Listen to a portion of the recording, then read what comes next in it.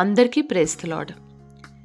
ఈ మధ్య Sunday school పిల్లలకి టీచ్ చేసినటువంటి ఒక లెసన్ని మీ అందరితోటి కూడా పంచుకోవాలని ఆశపడుతున్నాను.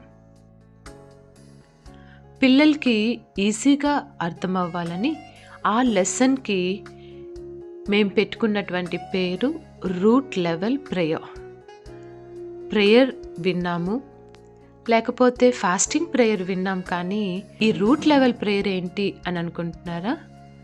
దాని గురించి ఇప్పుడు తెలుసుకుందాము. మన జీవితంలో మనకేదైనా ఒక సమస్య, లేకపోతే చింత, దుఃఖము ఇలాంటివి ఏవైనా ఉన్నప్పుడు దానికి ఒక మూల కారణం ఉంటుంది, అంటే రూట్ కాజ్. ఆ మూల కారణం ఏంటో కనుక్కొని దానికోసం ప్రార్థన చేయాలి. ఇంకొంచెం అర్థమయ్యేలాగా చెప్తాను. ఒకవేళ ఒక చెట్టు ఉందనుకుందాం.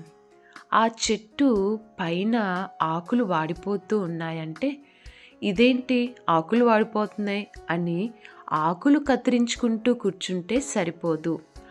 ఆకులు ఎందుకు వాడిపోతున్నాయి అని కానీ కారణం, దానికి మూల కారణం మనం వెతుక్కుంటే, ఒకవేళ వేర్లకి సరిపడా నీళ్లు లేవేమో అని మనం చాలాసార్లు నీరు పోస్తూ ఉంటాం.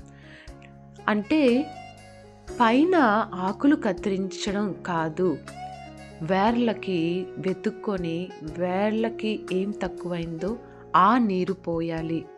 That is root level of thinking. మరొక ఉదాహరణ చెప్తాను. ఒక చిన్న అమ్మాయి ఉందనుకుందాం. ఆ చిన్న అమ్మాయి రాత్రి వేళ నాకు ఐస్ క్రీమ్ కావాలి అని చెప్పి చాలా మారం చేస్తూ ఉన్నప్పుడు తండ్రి ఏం చేశాడంటే ఐస్ క్రీమ్ కొన్నాడు. కాకపోతే రేపు మధ్యాహ్నం స్కూల్ నుంచి వచ్చిన తర్వాత ఈ ఐస్ క్రీమ్ తినాలి, ఇప్పుడైతే ఫ్రిడ్జ్లో పెట్టుకోవాలి అని చెప్పాడు. ఆ అమ్మాయి ఎంతో సంతోషంగా దాన్ని తీసుకెళ్ళి డీప్ ఫ్రిడ్జ్లో పెట్టింది. తెల్లవారుజామున స్కూల్కి వెళ్ళింది. స్కూల్ అంతా చెప్పింది, ఇదిగో రేపు నేను ఇప్పుడు వెళ్ళి ఐస్ క్రీమ్ తింటాను అని చెప్పి.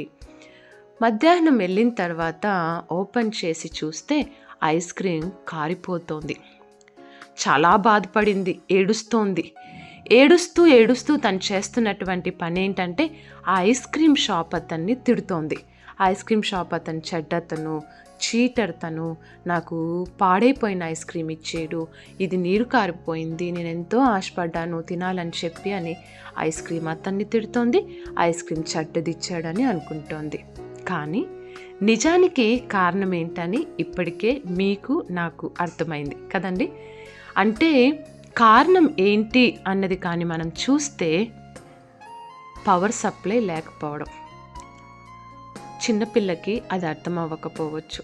అంటే మూల కారణము ఐస్ క్రీమ్ కాదు, మూల కారణం పవర్ సప్లై. అదేవిధంగా మన లైఫ్లో కూడా ఒకవేళ ఆలోచిద్దాం. ఒకవేళ నేను ఎక్కువగా అరుస్తున్నాను, కొన్ని వస్తువులని కాళ్ళతో తంటూ ఉన్నాను.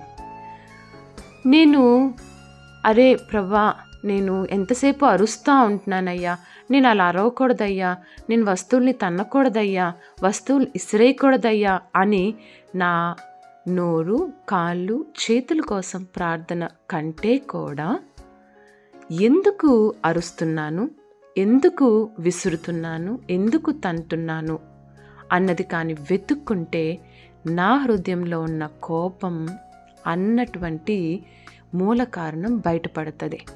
అప్పుడు నేను ప్రభా, నా హృదయంలో కోపం లేకుండా చెయ్యయ్యా అని కానీ ఆయన సహాయం అడిగితే ఆయన సహాయం చేస్తారు. ఆ కోపాన్ని తీసివేసుకోవడానికి మనకి కృపనిస్తాడు. అప్పుడు ఆటోమేటిక్గా నా నోరు, నా చేయి, నా కాలు అన్నీ కూడా సరిగా పనిచేస్తాయి.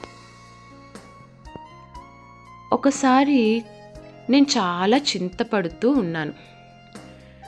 నేను చింతపడకూడదు అనుకోవడం కంటే కూడా ఎందుకు చింతపడుతున్నావు ఆలోచించేయండి ఒకసారి. ప్రభువుని పూర్తిగా విశ్వసించలేక, ఆయన్ని నమ్మలేదు, ఆయన చెయ్యగలడనో, ఆయన ఆపగలడనో ఇవ్వగలడనో నమ్మకం లేదు నాకు. అవిశ్వాసం నా హృదయంలో ఉంది. కాబట్టి నేను చింతిస్తున్నాను. ఇంకొక ఉదాహరణ చెప్తాను. ఒకవేళ నేను నా హృదయం చాలా బిట్టర్గా ఉంది, మత్సరపడుతూ ఉంది ఒక వ్యక్తిని బట్టో లేకపోతే ఒక స్త్రీని బట్టో. ఎందుకు నేను ఆ విధంగా మత్సరపడుతున్నాను అంటే తనని క్షమించలేనటువంటి తనం నా లోపల, నా హృదయంలో ఉంది. నిజంగా అండి, ఇది చాలా అద్భుతంగా ఉంటుంది. ప్రతి ఒక్క దానికి కారణం నా హృదయంలో ఉంటుంది, మన హృదయాలలో ఉంటుంది. మనం కానీ మన అనుదిన జీవితంలో జీవిత విధానంగా ఈ విధంగా కానీ ఆలోచన చేసుకోగలిగితే మొదట్లో కొన్ని ఎక్కువ కనిపిస్తాయి, కానీ నెమ్మదిగా మనము మన హృదయాలు శుద్ధి చేయబడుతూ ఉంటాయి. శుద్ధి చేయబడుతున్న కొలది మన ఒక చర్యలు మారుతూ ఉంటాయి. నిజంగా అదెంతో సంతోషాన్ని కూడా మనకిస్తూ ఉంటుంది. మనకే కాదు, కానీ మన జీవితం మారుతున్న కొలది ప్రభువు కూడా సంతోషిస్తాడు. కాబట్టి ఇక మీదట మన జీవితంలో వస్తున్నటువంటి పైనకి కనిపించే సమస్య కాకుండా లోపల కారణాలేంటో వెతుకుదాము. వెతికి వాటి కోసం ప్రార్థన చేద్దాము. పైన ఆకులు కత్తిరించడం కాదు, వేర్లకు ఏం కావాలో చూద్దాము. ఆ వేర్లకు కావాల్సిన నీరు అనేటువంటి ఆ ప్రార్థన చేద్దాము. Praise the lord.